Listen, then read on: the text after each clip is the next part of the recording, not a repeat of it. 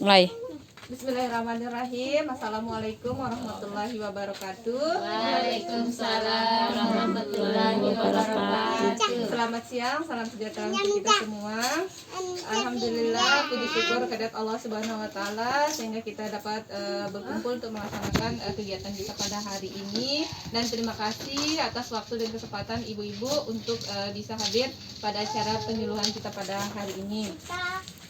Baiklah, sebelumnya izinkan saya memperkenalkan diri. Nama saya Eni Novianti. Saya salah satu dari mahasiswa Stikes Geria Husada Sumbawa. Pada hari ini saya akan menyampaikan tentang rheumatoid arthritis. Untuk kegiatan kita pada hari ini 10 menit saja, saya mohon waktunya ibu-ibu. 5 menit untuk saya menyampaikan materi dan 5 menit untuk kita diskusi. Apakah siap ibu-ibu? Ya, terima kasih. Izinkan saya untuk menyampaikan materi. Yang pertama yaitu terkait rheumatoid arthritis. Seperti yang sudah saya bagikan di leaflet.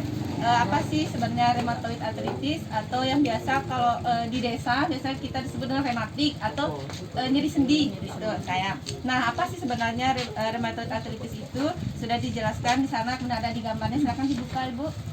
Ada di gambarnya. Nah, ini dia ada gambarnya. Rheumatoid arthritis atau rematik adalah penyakit autoimun progresif dengan inflamasi kronik yang menyerang sistem muskuloskeletal. Muskuloskeletal itu maksudnya sistem gerak kita, sistem tulang itu. Kemudian artinya itu bahwa peradangan atau nyeri sendi, seperti ditunjukkan sama gambar. Yang merah-merah ini berarti itu yang tempat terjadinya peradangan. Lebih sering di tangan, kemudian dan di lutut. Penyebabnya yang pertama yaitu genetik maksudnya itu dari keturunan. Kemudian hormonal, di mana 70% itu lebih banyak menyerang pada wanita. Kemudian infeksi. Kemudian tanda dan gejala pertama yaitu nyeri. Ya, nyeri kalau sudah ada peradangan merah-merah seperti ini tentunya sangat nyeri sekali. Kemudian terutama ini pada pagi hari, biasanya dia kaku kemudian nyeri pada pagi hari. Kemudian keterbatasan gerak, karena ada nyeri tersebut berarti kan terbatas gerak kita.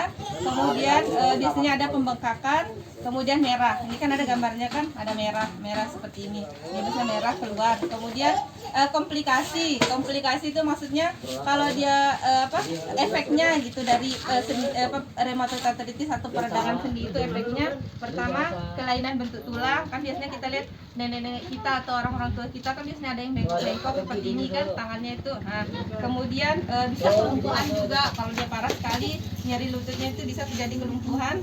Kemudian rasa nyeri tentu saja karena ada peradangan. Kemudian deformitas sendi, artinya itu sendinya itu kakinya itu berubah bentuk gitu, artinya dia mengecil seperti itu. Kemudian selanjutnya itu pemeriksaan, ada di baliknya. Nah, pemeriksaan kalau kita mau lebih lengkapnya kita melakukan pemeriksaan X-ray itu maksudnya itu foto ronsen. Ya, lihat sebagaimana si bentuk tulangnya mana yang kena, itu dilakukan foto ronsen. Kemudian tes darah lengkap dia. Kemudian ultrasound itu pemeriksaan lanjutan. Dia tuh ada teknik khususnya menggunakan suara gitu. Dia pemeriksaannya belum ada di tempat kita, di rumah sakit kita belum ada. Kemudian MRI juga hampir sama sih sama ini. Ultrasound itu punya pemeriksaan lengkap gitu. MRI, kemudian biopsi membran sinovial, maksudnya itu diambil cairan sendinya itu, dilakukan pemeriksaan apakah seberapa parah gitu untuk ininya, untuk penyakit rheumatoidnya. Kemudian penata laksanaan, maksudnya itu penata laksanaan itu apa yang akan tindakan yang diberikan oleh dokter atau petugas kesehatan. Yang pertama tentunya obat-obatan. Kemudian obat-obatannya terutama penghilang nyeri sendi karena sakit sekali dia peradangan ini. Kemudian perlindungan sendi, dimana kalau sudah nyeri sendi biasanya kalau yang jalan kan dikasih alat bantu kayak tongkat gitu. Nah, itu berarti ini perlindungan sendi, artinya itu biar enggak kita paksa sendi kita untuk bekerja, berarti dikasih tongkat gitu.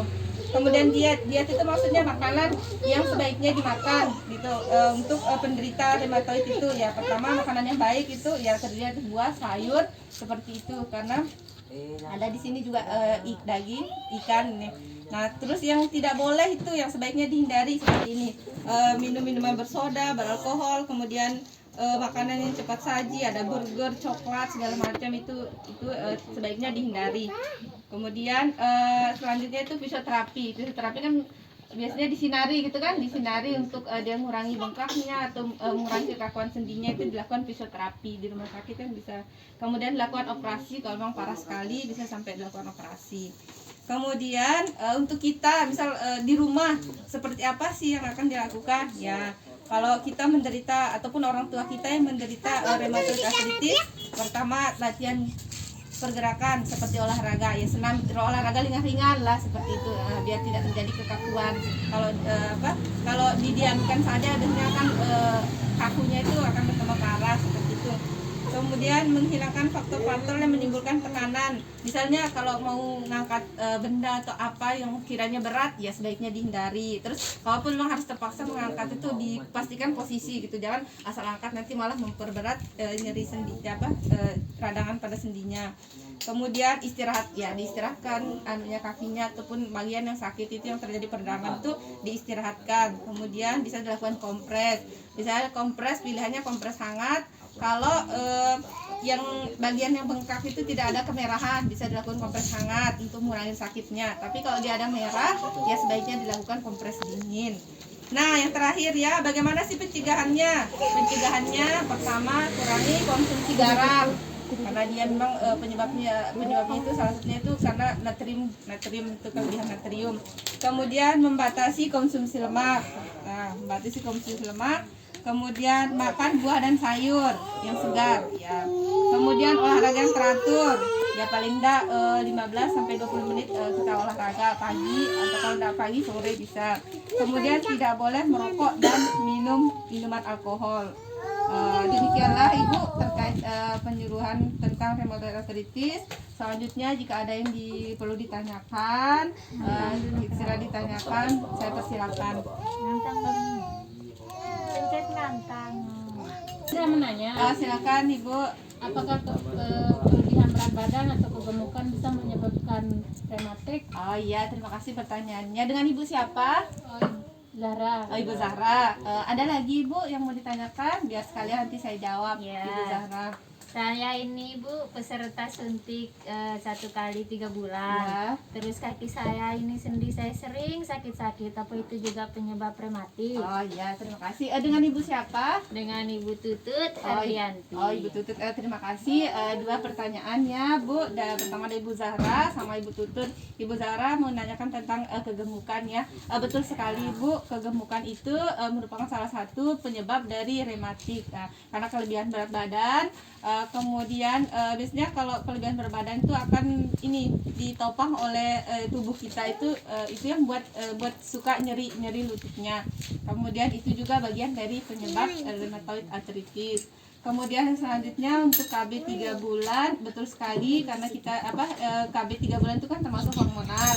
Nah, jadinya tadi kan sudah dijelaskan bahwa hormonal itu salah satu penyebab dari rheumatoid. Betul. Berarti karena suntikan 3 bulan itu adalah mengandung hormon, jadinya dia itu bagian pemicu untuk terjadinya rheumatoid arthritis. Dan sekarang tandanya sudah Ibu kan sudah mengalami suka sakit lutut kan. Nah, itu mungkin penjelasan dari saya Ibu. Ada lagi? Nggak ada ya? Oh ya, terima kasih untuk waktu dan kesempatannya. Kemudian pertanyaannya juga terima kasih Ibu Zahra, Ibu Tutut. Demikianlah penyuluhan kesehatan singkat untuk hari ini. Mohon maaf apabila ada kesalahan. Wabillahi taufiq wal hidayah. Assalamualaikum warahmatullahi wabarakatuh. 10 menit.